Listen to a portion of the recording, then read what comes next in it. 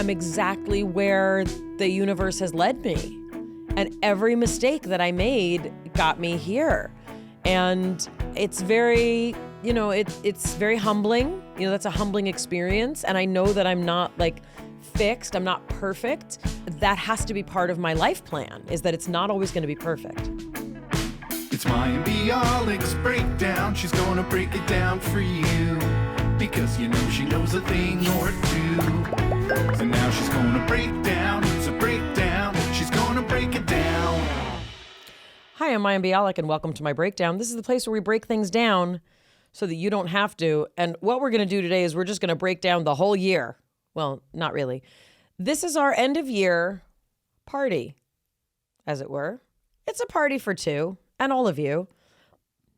I'd like to introduce you to the other half of the party, Jonathan Cohen. Some people call me the life of the party. No one's ever called me that, actually. I'll be honest. Jonathan, I'm sorry that we couldn't be in person for this end of the year party, but it's kind of fun. Just the two of us hanging out on our headphones. Zoom party with all of our friends. How come when you say that, it doesn't sound fun? People are already having fun. Look, if you're thinking, where's the guest? Don't worry. There's a lot of interesting stuff coming up. Musings.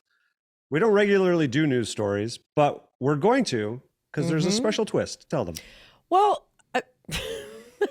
the special twist is, along with Valerie, our fantastic producer, we've kind of gathered some things that we feel touch on some of the aspects of our podcast that we enjoy highlighting, really kind of as a through line.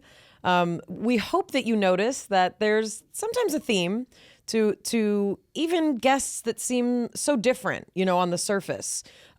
Jonathan's usually really the thread keeper, as it were. He really finds the thread that kind of connects a lot of stories and a lot of different types of things. So we've kind of curated some stories that we feel touch on certain aspects of mental wellness or mental health or breaking down.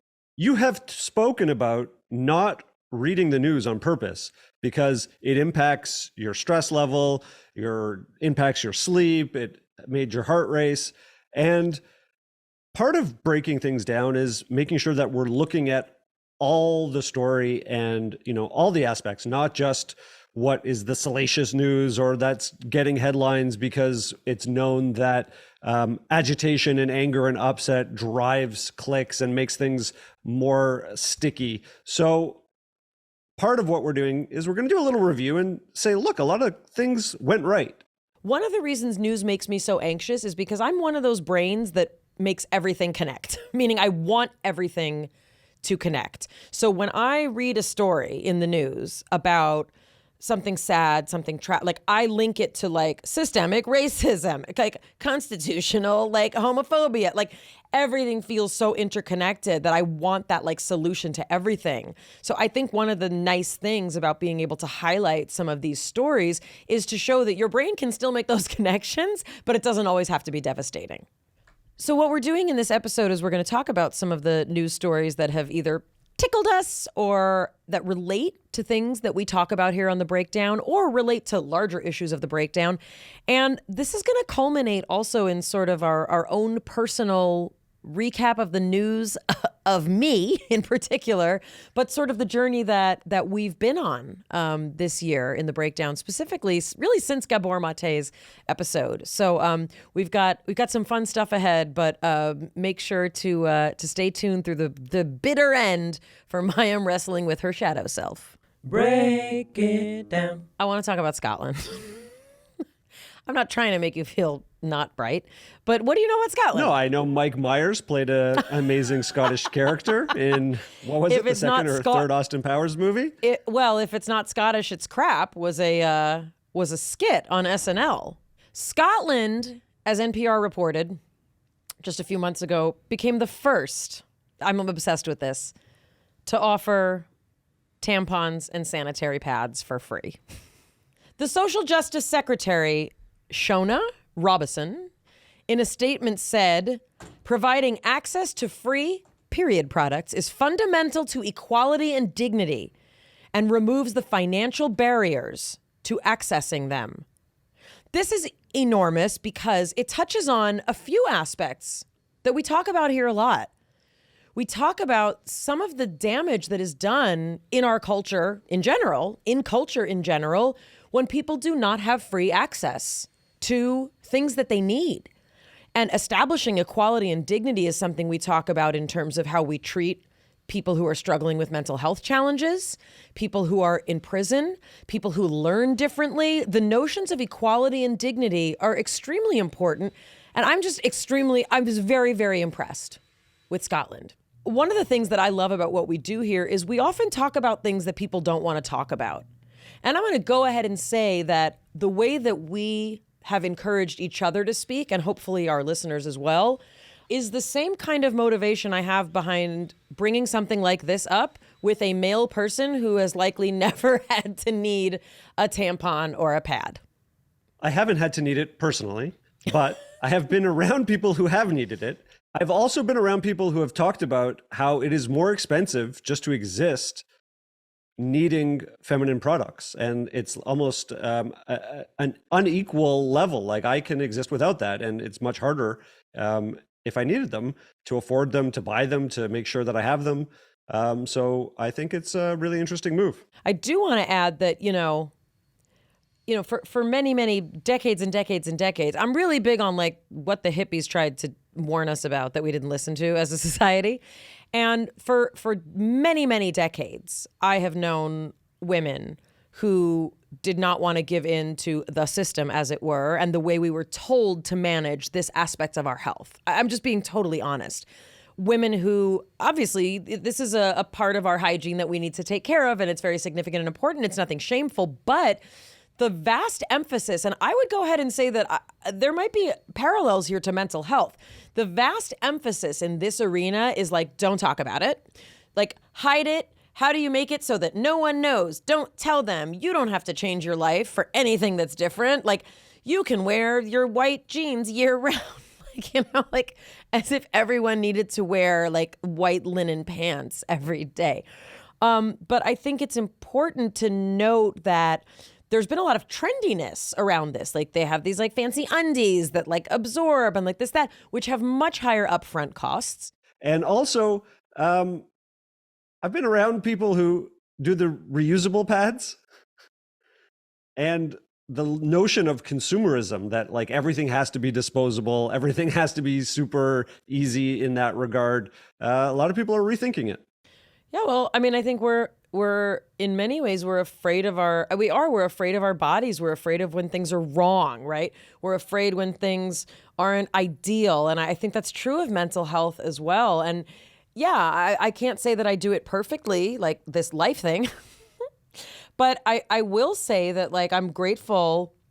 My friend Jasmine was the first person who introduced me to the notion of like, why would you use products that just literally fill up the landfill every month for decades and decades when you don't have to? Also, there's a lot of toxic chemicals on some of these products, fragrances, and all sorts of things that can be irritants. What makes things, thank you for caring about that. I do appreciate that, Jonathan.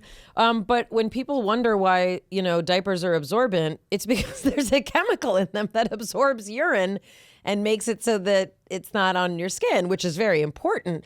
But everything comes with, a trade-off. We tried the cloth diapers for a while when my son was big enough to be in cloth diapers, and they're a little bit cumbersome. They come with their own, issues. However, they also are like really bulky. So the pants that you put on him, they like wrap around, and like he's so waddly. It's kind of cute though. It's a little tangent. All right, moving on. No, it's fine because there's a very specific look and twinkle in your eye you get when you talk about your kid, and it's very sweet. He's so cute when he was little. Here's another lovely one that I think is right up our alley. From National Parks Traveler, doctors in 4 Canadian provinces were approved to begin prescribing a year-long pass to national parks. Jonathan, why? Why would they do that, those Canadians? Look, it's not a mystery. Go outside. We are animals. We belong in nature. We belong in relationship to nature. As you said, we're afraid of our bodies. We are very disconnected from our bodies. There's like a whole movement of putting your feet in the soil to ground and not wearing all the clothes that we wear all the time, going out and having your skin exposed to the elements and having your skin exposed to sunlight and actually getting closer to our animal nature, moving, having different planes of view where you're not just staring at things right in front of you, but you're able to see in multiple planes and have your eyes process. You want to keep going? Let's end this podcast right now and go outside. I'd like to slow it down a little bit because we somehow got naked real quick in this explanation. I used to hear people talk about like, I feel closest to God when I'm in nature. And honestly, I would like roll my eyes really hard at those people. I'd be like, what does that even mean? But if you are the kind of person who like has one thing that you like about like the outdoors, meaning I really like the beach. Like I'm just that person. I enjoy going to the beach by myself, which is unusual because I hardly do anything by myself. I don't really like to do things by myself. But the beach is that place. And what I realized is what I feel at the beach is that there's less noise. And I feel this even when there's noise at the beach. There's something about when we are experiencing the actual elements and we are experiencing a part of the universe, right? A part of the world that we did not create. We have no control over.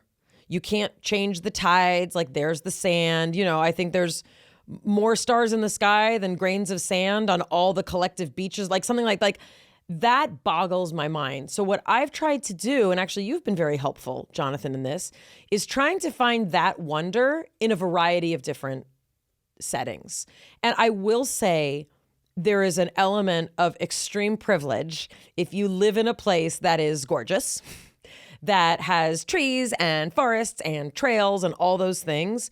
But the fact is, you know, I grew up in a city. You know, I was raised in Los Angeles. Like I grew up where there was a couple trees at the park, you know, if you were lucky, something grew in like your yard or your neighbor's yard, but we did not have any lush, beautiful nature. You know, my backyard was about 3 feet from the next house, you know, but there is still beauty that we can find in nature, even if we can't be kind of fully immersed. And, you know, whenever I see a tree breaking through concrete, you know, because its roots were there first, it always thrills me. And when you see a little weed, you know, that grows up like through two cracks where it's just like like a tree grows in Brooklyn. Like that's what I always think. Like there's always life. There's an entire core of the earth beneath us. And that's true no matter what class you were born into, what color your skin is, what religion you are or aren't. Like that we're on the same earth. So I've really tried to introduce that. And so this program, it's called Park Prescription, PARX. Doctors, nurses, and other licensed healthcare professionals register with the program can prescribe nature and even a Parks Canada Discovery Pass to their patients. This is really, really awesome. Mayim Bialik's Breakdown is supported by Athletic Greens. I use Athletic Greens literally every day. I started taking Athletic Greens because I was tired of the 1,000,000, gazillion pills that I was taking to try and balance my diet and fill in all those gaps. So what's Athletic Greens? Well, with one delicious scoop of Athletic Greens, you're absorbing 75 high-quality vitamins, minerals, whole food source superfoods, probiotics, and adaptogens that help you start your day right and keep you going all day. This special blend of ingredients supports gut health, your nervous system, your immune system, your energy, recovery, focus, all the things, and you don't have to take 100,000 pills like I was doing. Right now, Jonathan and I want you to reclaim your health, arm your immune system with convenient daily nutrition. One scoop in a cup of water every day, and that's it. No need for all those different pills and supplements. And to make it easy, Athletic Greens is giving you a free 1-year supply of immune-supporting vitamin D, as well as 5 free travel packs with your first purchase. All you have to do is go to athleticgreens.com/breakdown. Jonathan, tell them again. That's athleticgreens.com/breakdown to take ownership over your health and pick up the ultimate daily nutritional insurance. Mayim Bialik's Breakdown is supported by BetterHelp. This holiday season, why don't you do something for a special person in your life? You know who that special person is? It's you. Give yourself a gift to raise your spirits, and not just for the day. The holidays can be a really rough time. We're all managing family dynamics. We're going from one thing to another. We're braving the cold, the dark weather. It's actually not unusual to feel down, but having someone to talk to about how you're feeling and what you can do about it is really a gift. And it really is something that you do for yourself. It's the ultimate self-care. It is acknowledging I have needs. I don't just have to take care of everybody around me. I need attention for what goes on in my mind and heart. And as the world's largest therapy service, BetterHelp has matched 3 million people with professionally licensed and vetted therapists, 100% online. Plus, it's affordable. All you have to do is fill out a brief questionnaire to match with a therapist. And if things aren't clicking, what do, Jonathan? You just change therapists anytime. Get a new one. It couldn't be simpler. No waiting rooms, no traffic, no endless searching for the right therapist.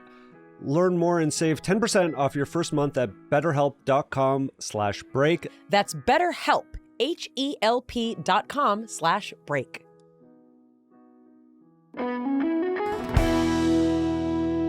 Jonathan, are you ready for the next one? I'm ready. Here's another one from the Good News Network, kind of related. Living near water as a child is linked to better mental health and well-being in adulthood.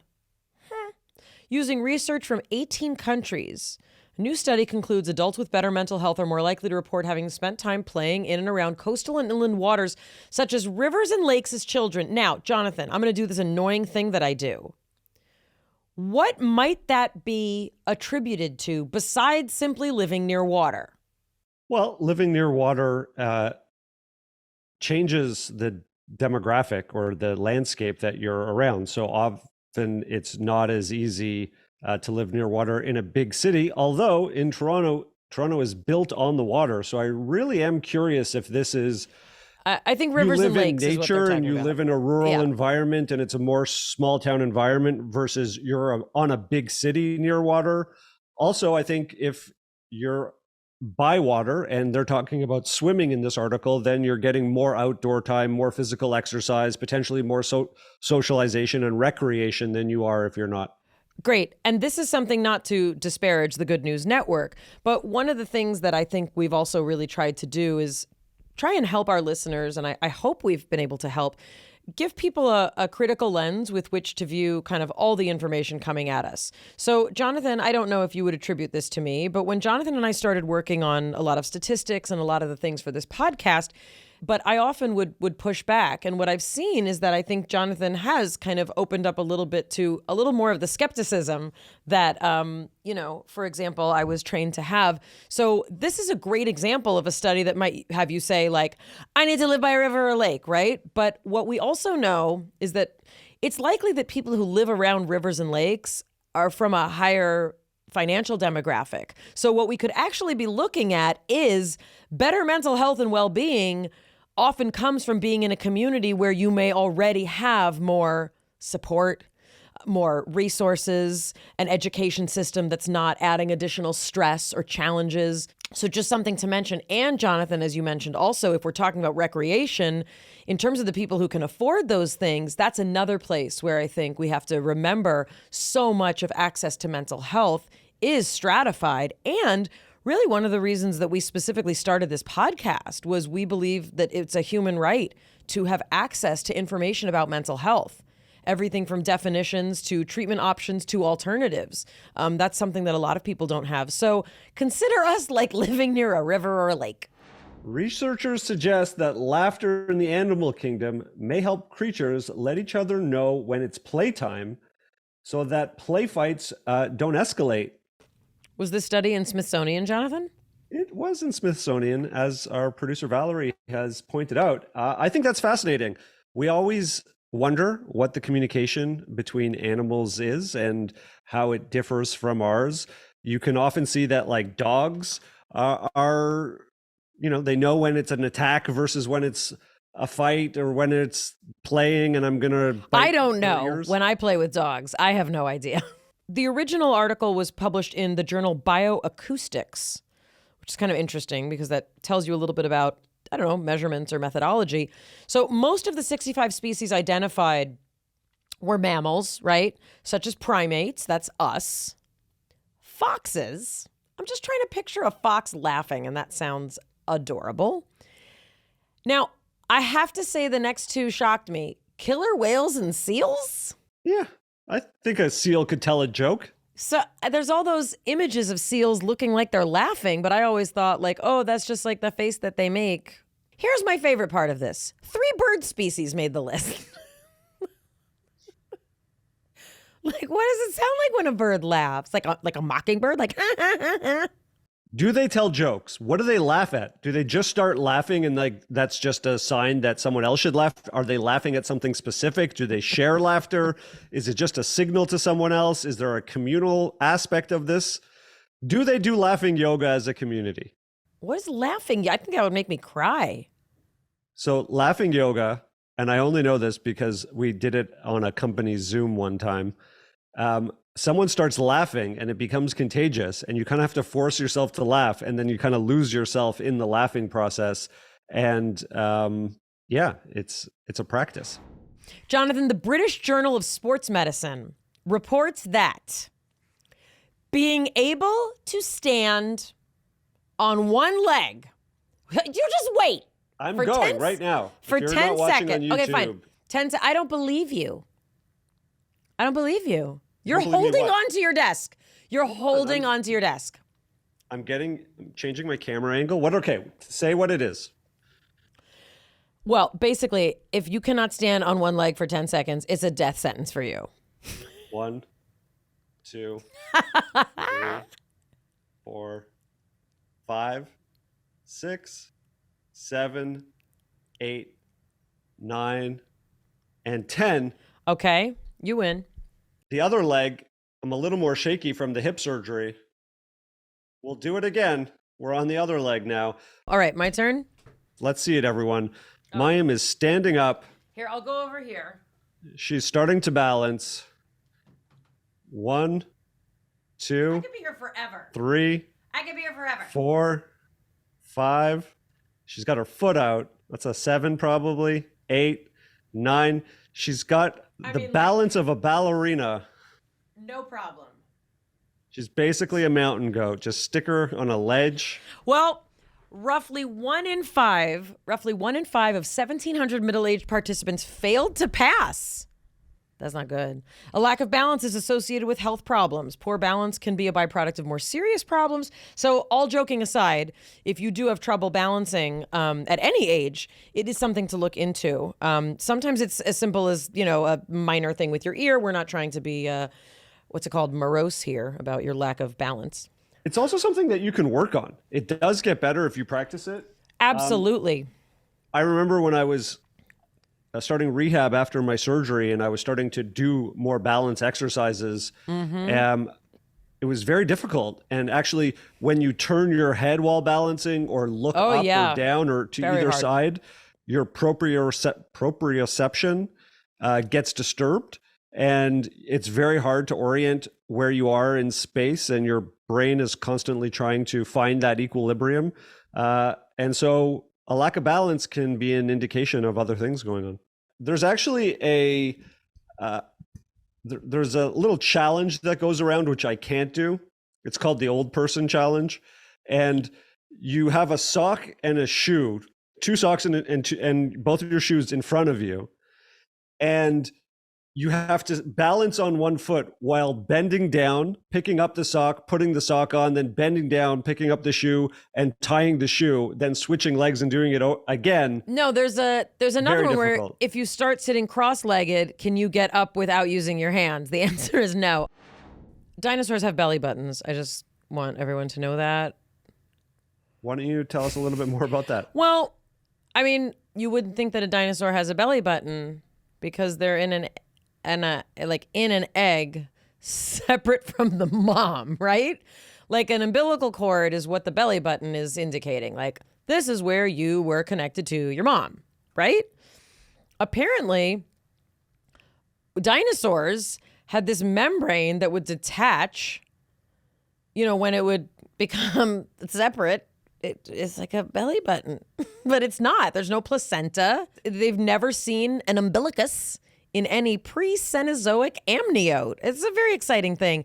It's a 130 million year old early branching ceratopsian dinosaur called Psittacosaurus. It's unbelievable. A row of paired scales on the abdomen. That's amazing. Sometimes I get super freaked out that like we exist and things exist. And this is like one of those like, what?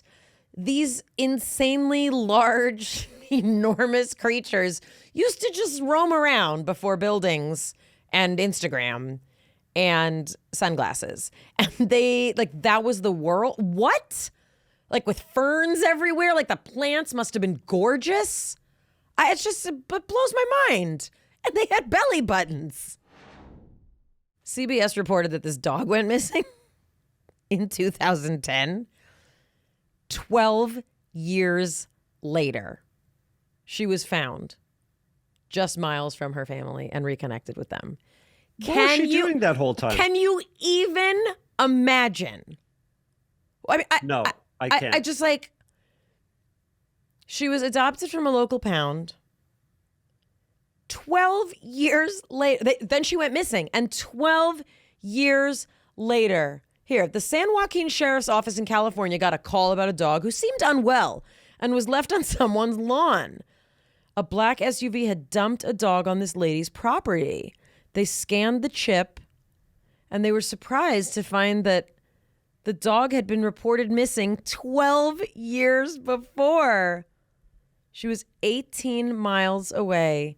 After more than a decade apart, they brought 13-year-old Zoe back home. That is unbelievable to me. What's that? Like, do they remember? No, I'm speechless. I don't know. I can't get my head around that. Like, do they know their mommy and their daddy and their siblings, their human siblings? Okay, Jonathan, I have to tell you something else that's really funny. Jonathan, there's a city in Michigan. It's called Hell. Okay. It's like 20 miles from Ann Arbor. The city has a program. This is reported in The Week. The city has a program where anyone, and I mean anyone, can pay $100 for the honor of presiding over hell for one day. And this woman named Mia decided that she knew who needed to be the mayor of hell. It was her cat named Jinx. I'm sorry. Jinx is a rescue animal, a rescue cat from California. Jinx became the first cat to serve as the mayor of Hell, Michigan. Hell's mayors receive a proclamation certificate, souvenir mugs, t-shirts. It's so funny. A certificate of impeachment and 1 square inch of hell. I'm just all about the picture of this cat, Jinx, who just looks mad as hell. He's a black cat with a white belly, but this face is just ridiculous. I know we have a lot of people who love cats who listen to us, mostly because you love cats. There's the Call Me Cat show, etc. But for anyone who doesn't like cats, they'll be like, that's the personality that should be the mayor and overseeing hell. I would love to know about Mia. I want to know Jinx's owner. She's the first person who thought, like, I want my cat to be like, that's amazing to me. Jonathan, in other cat-related news, and then we will move on to some more serious things besides cat news. CBS News reported that, oh God, this is a heartbreaker. So one of the enormous news items of the year has been a war in Ukraine. There's a story from CBS News about a little girl, a 10-year-old girl who they fled Ukraine. And she had to leave her cat behind, which, like, I know that for people who are not like animal people, it would be like, what's the deal? But I mean, this is so tragic to imagine. You know, imagine your beloved family pet and you have to flee. I mean, it's like horrifying. And also one of the things we don't really talk a lot about when we talk about what it's like to grow up in a war-torn country, what it's like to grow up in a community that is ravaged by violence, like things like this become, part of what you have to learn to cope with. So this little girl's family, they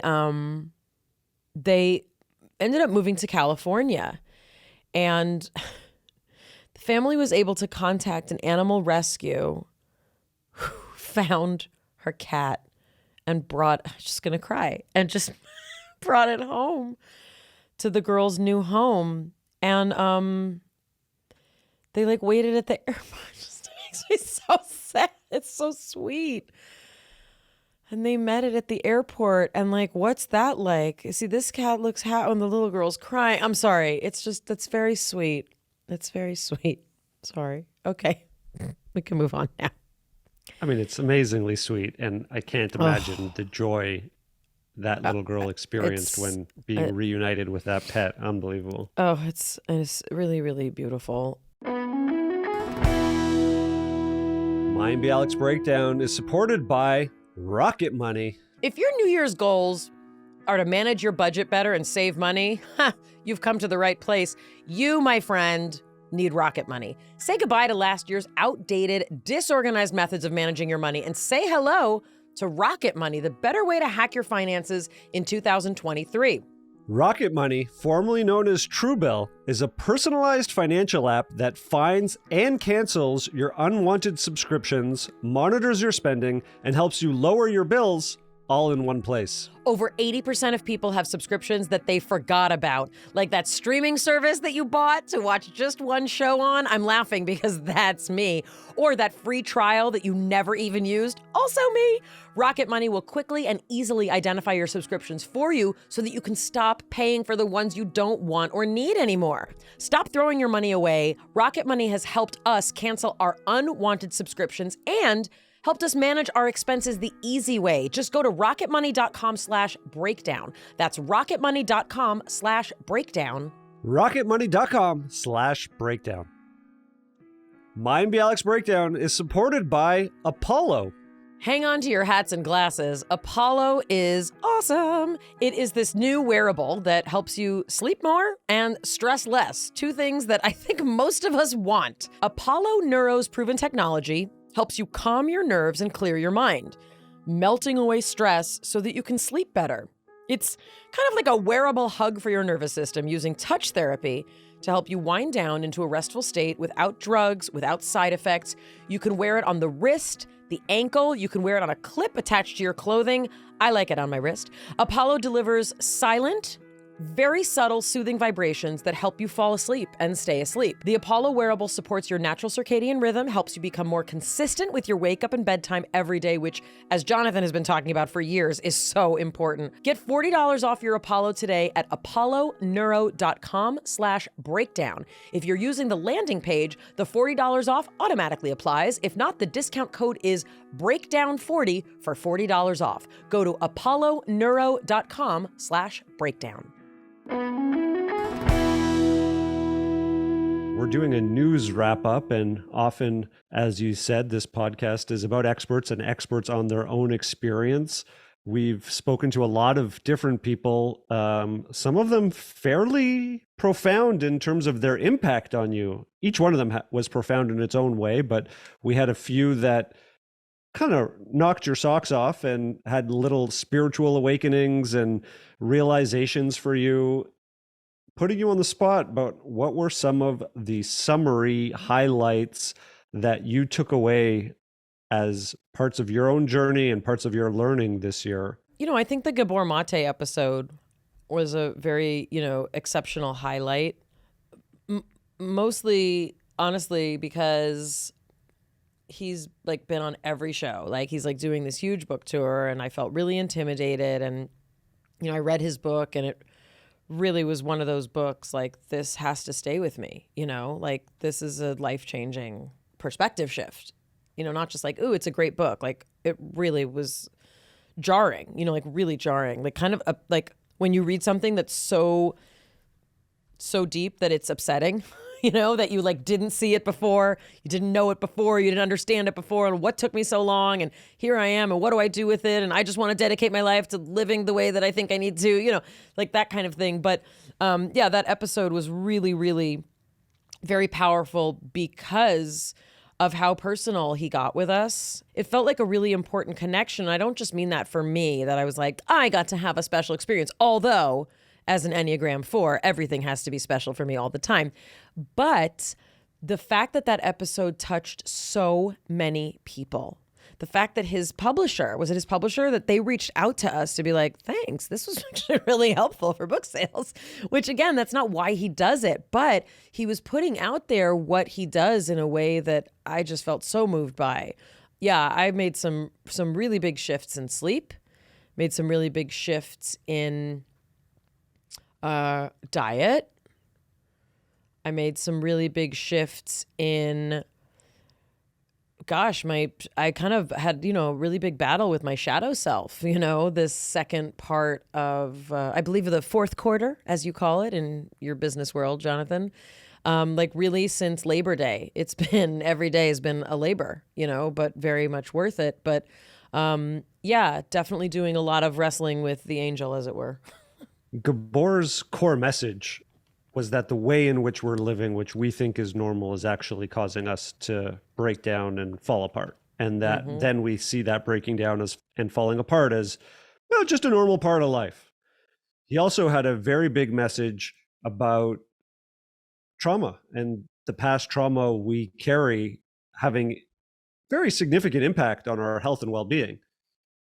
Can you talk a little bit about, sort of, as you struggle with that dark side that you were mentioning, what has that been like? And what was the realization that you had while listening to that episode? Because in many ways, the ideas in that episode were not like you've never heard them before, but you heard them in a way from him that was different than the way that you have processed them in the past. And it also coincided with a very significant and deliberate choice that you made to start implementing and having very focused change.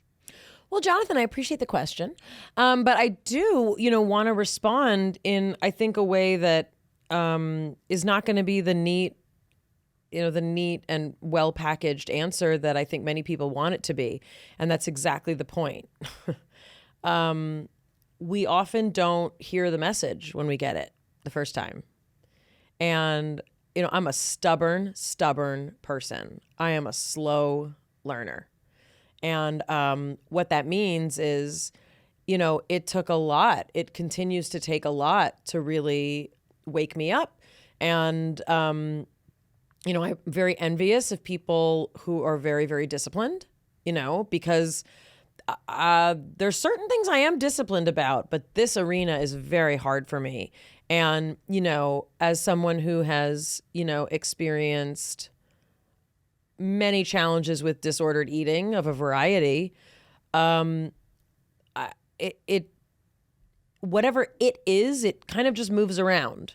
And I found that a lot of my stubbornness about food and making changes was because I'm still holding on to, food and that kind of like comfort and, all those things. And so it's a process. And hearing Gabor only worked because of all the times I've heard it different ways from different people, from my Chinese medicine, from my acupuncture. Like it's like, that's the notion of like, I'm exactly where the universe has led me. And every mistake that I made got me here. And it's very, it's very humbling. That's a humbling experience. And I know that I'm not like fixed. I'm not perfect. I know that if I go to sleep every night at I'm serious, at 8:30, I will get consistent good sleep I give myself a better probability of having actual good restful sleep. But I also know that sometimes I'm going to live my life where I'm out past, 8:30 p.m. because my kids have a performance or whatever. And I just, that has to be part of my life plan, is that it's not always going to be perfect. You say this all the time. It's not always going to be perfect. And I want to clarify that when you say go to bed at 8:30, it's starting a process of sleep hygiene, having a routine, having a wind down, having a transition from the activity of the day, the mental activity and the speed of that day, into settling into your body, starting to stretch, starting to transition to night, which is something that you used to How would you respond previously before you started implementing that routine at the suggestion of this? It made me throw up in my mouth and want to smack you in the face. That's the most honest answer I think I've heard from you just like on this subject. Yeah, I mean, even now when you talk about it, it's like, it's just like you're a person who's like, I've discovered sleep hygiene, and you do it cheerfully. You're like, we didn't get to talk today, but see ya. Got to start my bedtime routine. Like Look, you're much better about it because I enjoy it. I just do it because when I don't, I feel the consequences of it. The reason I'm annoyed with you is because listen to what you just said to me. You said, I don't do it because I want to. I do it because, what'd you say? The results of not doing it are worse. Yeah. So I currently have a horrendous rash on my nose, which I've done my best to cover up here. I have a disgusting rash that I've had for 3 days on my nose. I ate way too late 2 nights this week. One night I had heartburn all night. The second night, I got 15 minutes of deep sleep, which is not enough. And I woke up feeling like, ugh, blah, blah, blah, right? So I think this is why a lot of people, Jonathan, what you said is why a lot of people won't go to the doctor. Because what they say is things like, if you do this, you're going to feel better. So stop doing it. But the reasons that I put myself through what I did are very, very, they're complicated. Everybody has a different profile. Okay, 100%. And I want to acknowledge that. I want to give a shout out to you and hope to other people who are at the beginning or middle of implementing some practical change. And they may be like, it's so hard. Got it. I don't know how to do it. Copy. It's not going to work. So Mayim, being a self-described extremely southern, I meant stubborn. That's a little slip there. A very stubborn person.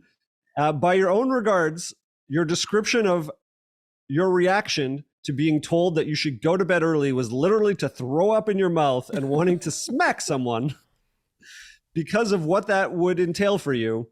People change when it's harder to keep going the way they are than it is to change. And you hit that point, and I watched you, and you had all of that reaction and hesitancy to the change. And within 2 weeks, you had a massive shift. Yeah. You started tracking your sleep, which you didn't want to do. Didn't want to do that. In so doing, we had some metrics to help see what change was happening. Even within 2 weeks, there started to be substantial change from just small things that you had started to implement. Here's what I did. I turned off any overhead lights starting at 9 p.m. So meaning anything that was overhead, I turned it off. What did that mean? I can have a floor lamp because I have a floor lamp in my bedroom. And then I had I had a salt lamp, right? Because every trendy person has one. And I was like, wait a second, these are really bright. So I put one in each corner of the bedroom. So now I'm like, oh, there's enough light in here to move about. And guess what, people? If you don't have an overhead light, you can't work because the workday is over, is what you're trying to signal to your body. I stopped watching television to go to sleep. I did. I stopped using that as my drug. And I basically stopped having stimulation, at least a half hour to an hour. An hour is very hard, especially as a mom. And I just, a single, a divorced mom, meaning I don't have another partner here, but at least for a half hour, I wasn't texting, not even you, not even friends. I had to be alone. It indicated to my body that something different was happening. I did also start listening to a short meditation of just you deserve sleep. Sleep is okay. It's okay to go to sleep. It's time for your body to rest. And I also did start getting down on the floor and just doing some very small, slow movements. If you lay on your back, try and take 5 minutes to roll over to your front, meaning you have to move so slowly. And all of this stuff is teaching your parasympathetic nervous system to help you calm down. It's vagus nerve. And you're not like yelling at your kids. Like my kids are old enough that I could start saying goodnight to them. Like, Mama's going to go downstairs. If you need me, come downstairs, Within 2 weeks, I had gone from less than 6 hours on average of sleep to close to 6.5, which is a big difference if you're not used to even getting 6 to get 6.5. And now it's been a couple months. It's not like a exponential curve. It's not even linear. It's going to go differently. I'm averaging closer to 7 hours of sleep, which is really, really good. And I used to wake up, I'm embarrassed to say, I would often wake up every 2 hours, like a newborn, like as if it was like time to nurse. I now wake up sometimes once, maybe twice. And a lot of that was also about, not eating dinner essentially right before I went to bed. I had already cut out alcohol, so that's not an issue, but that's another thing that can disrupt sleep. I also cut out a large amount of sugar that I was ingesting. Apparently that matters. And apparently you can go through 12 years of undergraduate and graduate school with a scientific degree, including biochemistry and like advanced things, and still not realize that, even if you're ingesting non-caffeinated beverages that have sugar, it does something to your body very different than what your body really needs to do. So I don't have to do this elaborate thing every night, but I have to do part of this every night. Meaning if I don't do the stretching, the lights has become like an every night. Every night the lights go off at 9.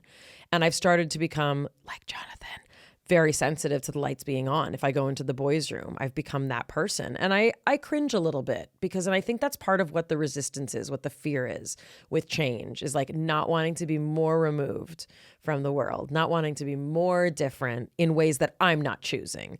There's certain aspects of this that making these changes feels a little bit like a punishment. But then like I get to reap the benefits of not feeling like I'm going to fall down every day at 1 p.m. Like I literally don't need to nap anymore. That's another huge thing. I love napping.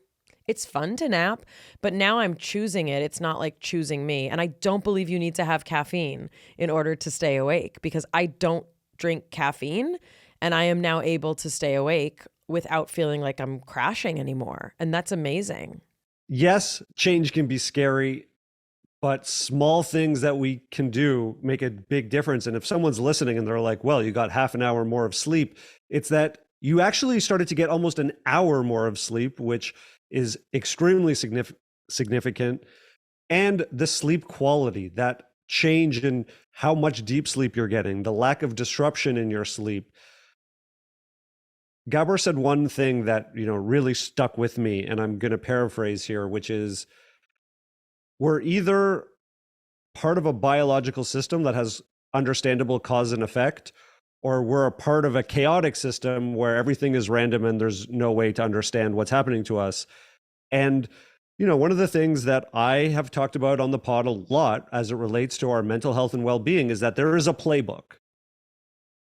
It's why I really love Huberman, why I love many of our guests, because they try to break down the elements of this playbook that we can use to improve our well-being. Does that take care of everything? Absolutely not. Should we also look at our trauma and our stress response and our outlook? 100%. That is part of the playbook. But there are very simple things that we can do to be more connected to nature and more connected to our mammalian core qualities that many of us don't understand or didn't know before. So I just want to say that I see the amount of change that has happened for you in a very short amount of time. Even a couple of days ago, you said, oh, it's been so long. It's like, it's literally been less than 6 months. It's been three or 4 months.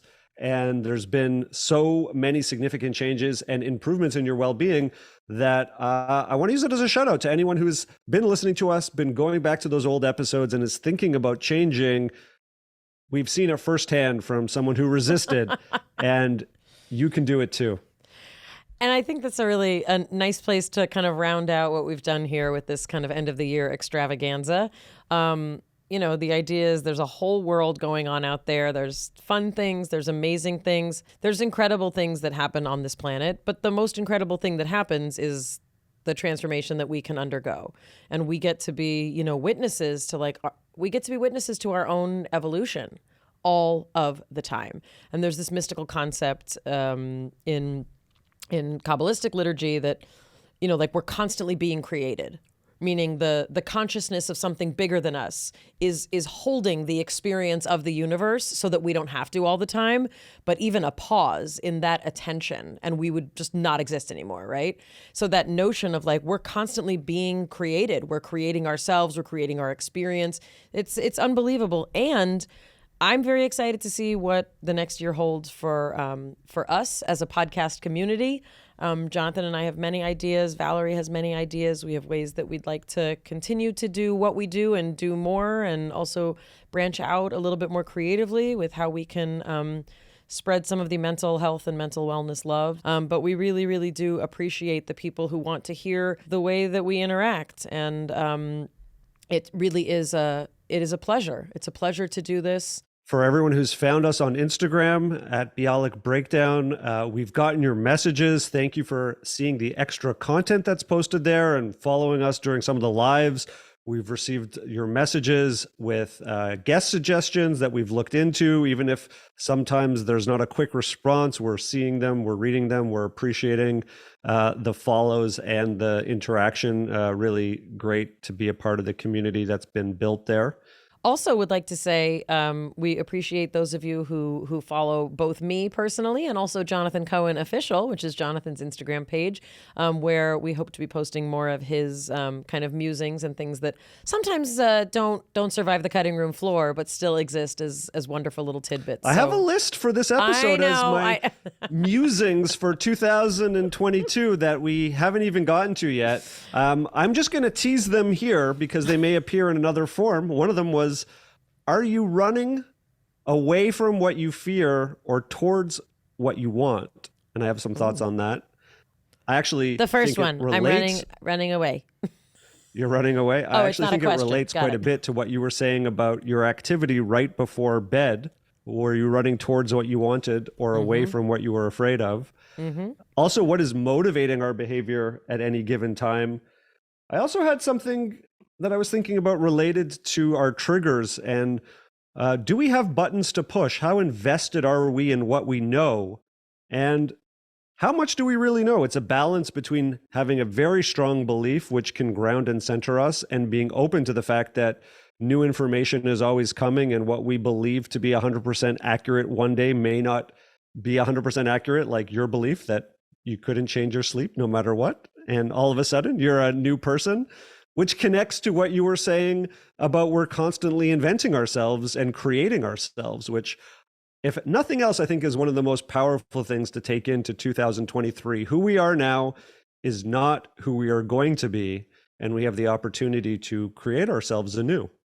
How do you want to create yourself for 2023, Em? I guess we'll have to wait until the second week of January to find out. We hope everyone has a great and safe new year. We'll be taking a break for that first week of January. Business as usual, breakdown as usual. After that, we will see you in 2023. From our breakdown to the one we hope you never have. We'll see you next time. It's Mayim and Bialik's breakdown. She's gonna break it down for you. She's got a neuroscience PhD or two. One fiction, and now she's gonna break down